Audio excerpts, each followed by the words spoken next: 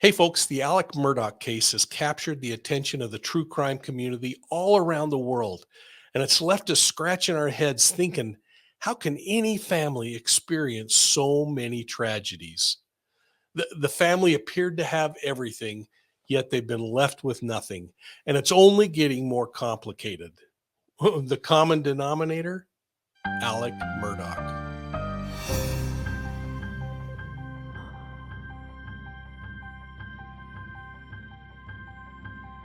Hello, everybody, and welcome to Profiling Evil. It's great to be back at Court TV, and I want to thank Michael Ayala for the invitation to come back tonight. You know, in 2015, a horrible accident occurred with a family friend, a kid named Stephen Smith, who was killed along a road, reportedly from blunt force trauma. Now, information would surface in another death investigation that would cause South Carolina's law enforcement division to reopen that case and look at it a little closer. The things that came up kept pointing back to the Murdaughs. Then, in 2018, the Murdaugh family housekeeper, Gloria Satterfield, had a trip and fall accident at her home, which caused her death a few weeks later. It was learned that Alex Murdaugh got his hands on the insurance settlement from that case and used it for personal gain. Now more questions are surfacing in that case. And things intensified when son Paul Murdaugh was charged with 3 felonies after the death of Mallory Beach. It comes from a boating accident that occurred in February of 2019. But before this kid could go to trial, another tragedy struck. This time, we learned about it through a 911 call by Alec Murdaugh, who reported his wife, 52-year-old Maggie, and his son, 22-year-old Paul, murdered at their home. Both shot, and it appears that they were shot with different weapons. Now, law enforcement's not saying much about this case, so we're just hanging on and waiting. But 3 months later, Alec Murdaugh allegedly staged his own murder when his former client, Curtis Smith, conspired to kill him so that his other son could get a $10 million death settlement. Smith didn't follow through, and when push came to shove, the entire scheme fell apart, and that's how Murdaugh finally started coming into the public eye and law enforcement's scopes. Now let's listen to this segment with Michael Ayala on Court TV. Murdaugh murder mystery. Today, the South Carolina Law Enforcement Division released a 911 call from 2018 made by Maggie Murdaugh and an unidentified male following an apparent fall that left their longtime housekeeper, Gloria Satterfield, dead. Now, the investigation into Satterfield's death was reopened in September of this year following the deaths of Maggie and Paul Murdaugh and the bizarre self-orchestrated shooting and subsequent arrest of Alec Murdaugh, the disgraced former high society lawyer. Now, we're going to play that 911 call for you tonight. But first, Court TV legal correspondent Chanley Prater breaks down this complicated and bizarre story. I've been up to it now. It's bad. Okay. Okay, and are they breathing? No, ma'am. Okay, and you said it's your wife and your son? My wife and my son. That's the 911 call Alec Murdaugh made on June 7th, 2021, after finding the bodies of his wife and son shot to death at their South Carolina hunting lodge. Okay, what is her name? Maggie and Paul.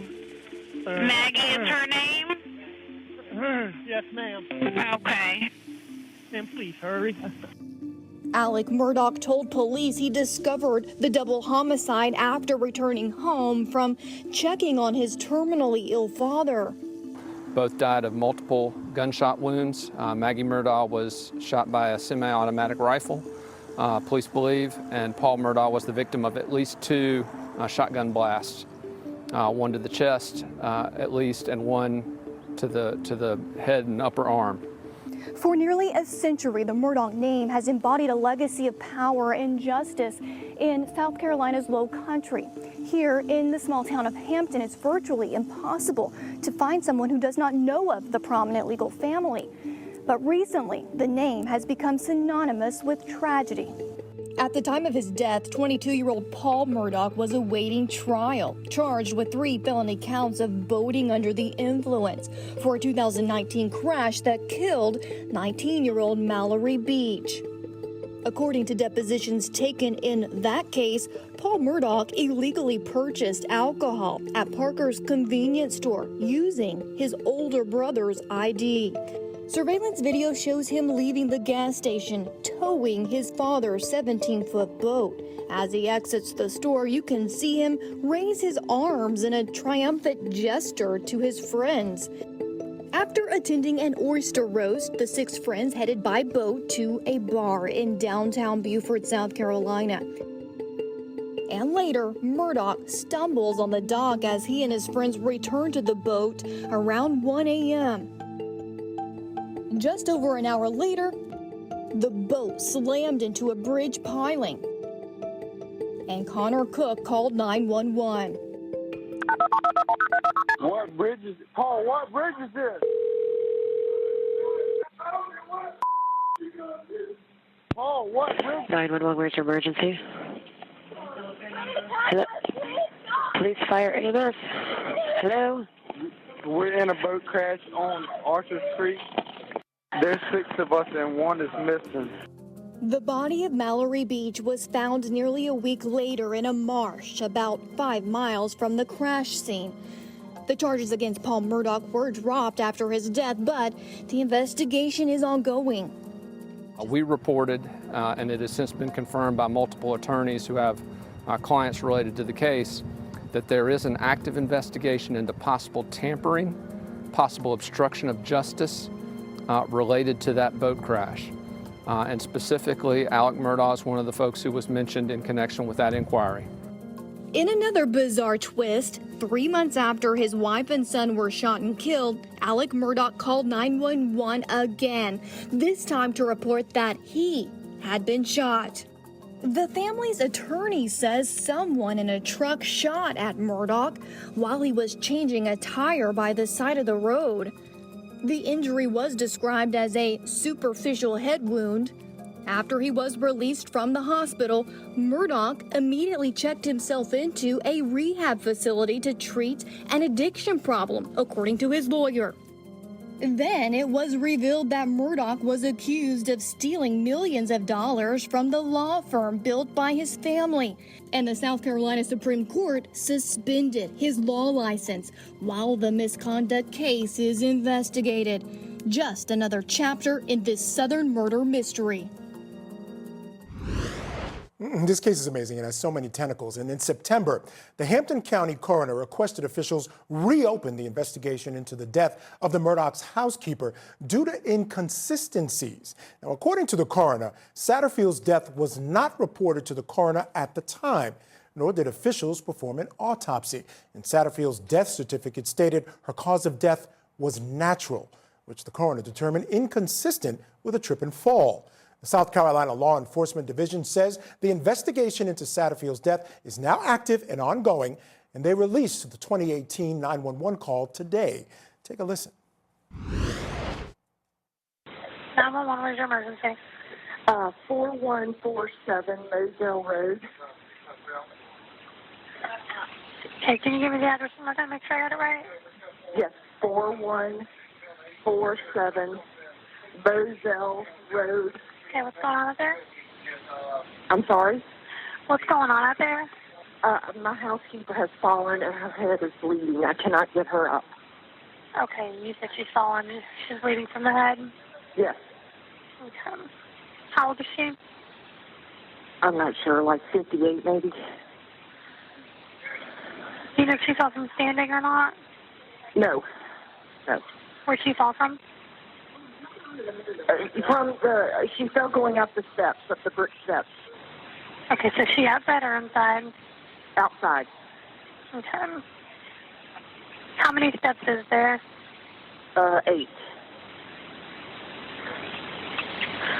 Okay, is she on the ground or is she up near the top? She's on the ground. She's on the ground. She's on the ground. Is she conscious?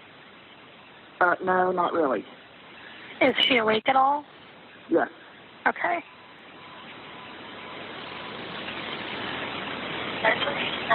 Is she just not, like, responding appropriately, but she is awake? Man, she's not responding. Okay, I've already got them on the way. Me asking questions does not slow them down, man. Knowing if she's conscious is one of the things that the medic needs to know. If she's responding at all to you. No. Okay, so she's not responsive at all. Well, I mean, she's mumbling. Okay, so she is somewhat conscious. Is she breathing okay? Yes. Is she bleeding from anywhere? Yes, her head. Okay, are you guys able to control the bleeding? No. Can you I put haven't a even clean tried. rag or anything on it? Yeah, I got it. Okay, is she bleeding from, like, her face, the back of the head? I got an ambulance coming. Sir, ma'am, what? Where exactly is she bleeding from on her head? I'm not sure. At the top of her head. Okay.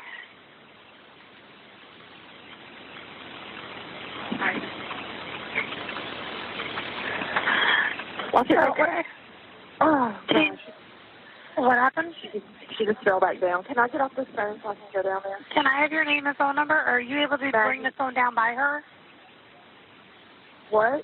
Are you on a cell phone where you can walk down there and talk? I'm on a cell phone. No. Okay, can you bring it with you so we can ask her some questions about what kind of pain she's having?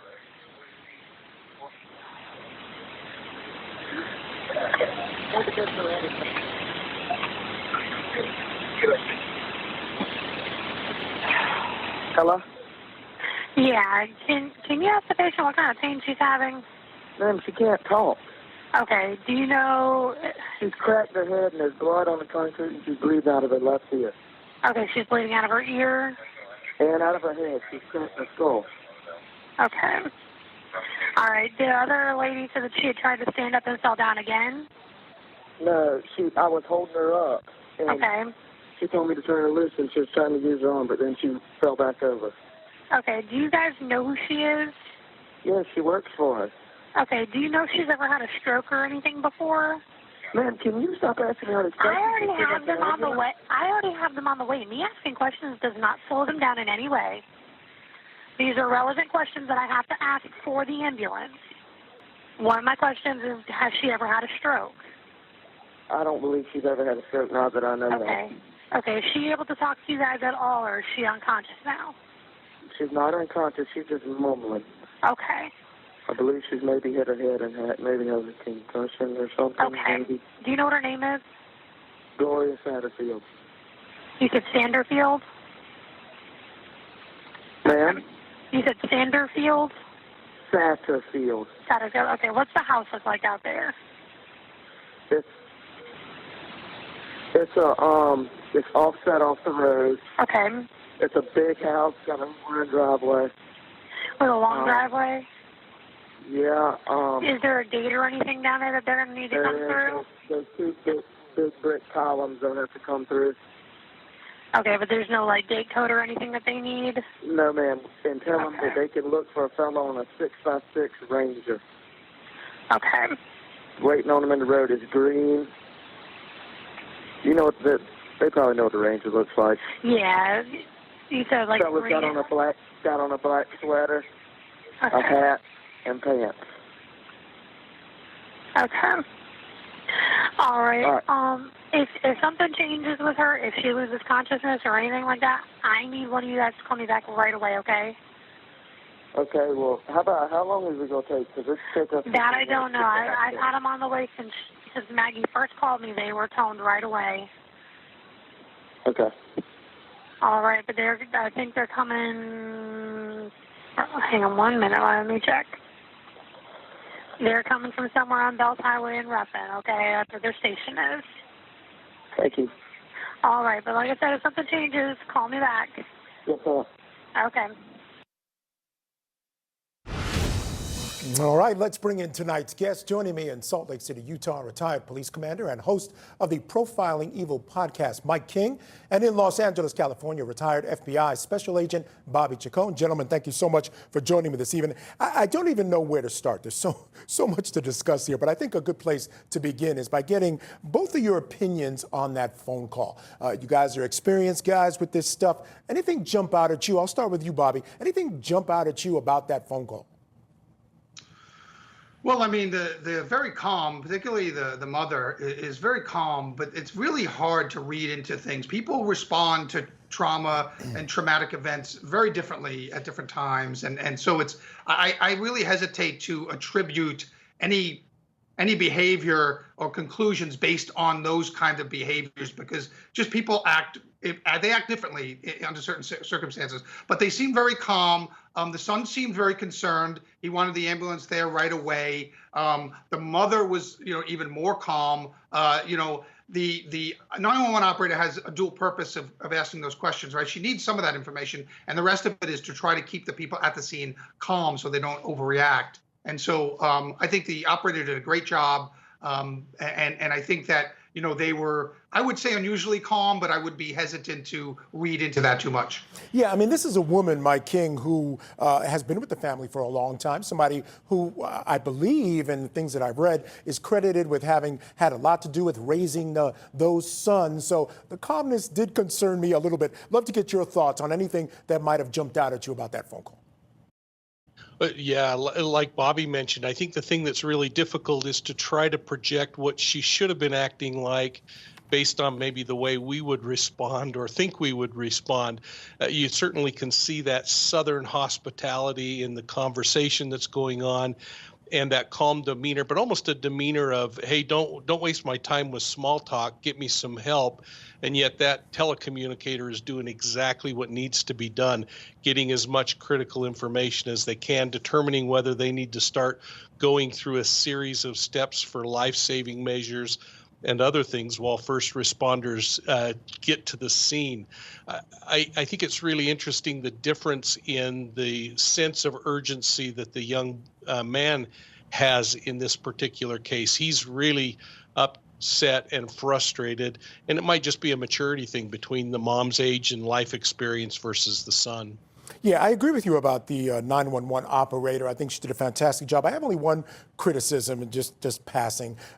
She should have mentioned early on, because what you can hear is that they're both getting a little impatient with all the questions, thinking that they have to get through these questions before she sends someone. So she should have right away said, look, someone's on the way. I just want to ask you a few questions. Then I think they would have been more receptive to those questions. I think the mom clearly was getting a little frustrated, and we saw the son getting frustrated as well. Let me ask you, gentlemen, did it surprise you, now remembering who the Murdaughs were in this area, that an autopsy wasn't done in this case? Is that normal? Let me start with you, Bobby.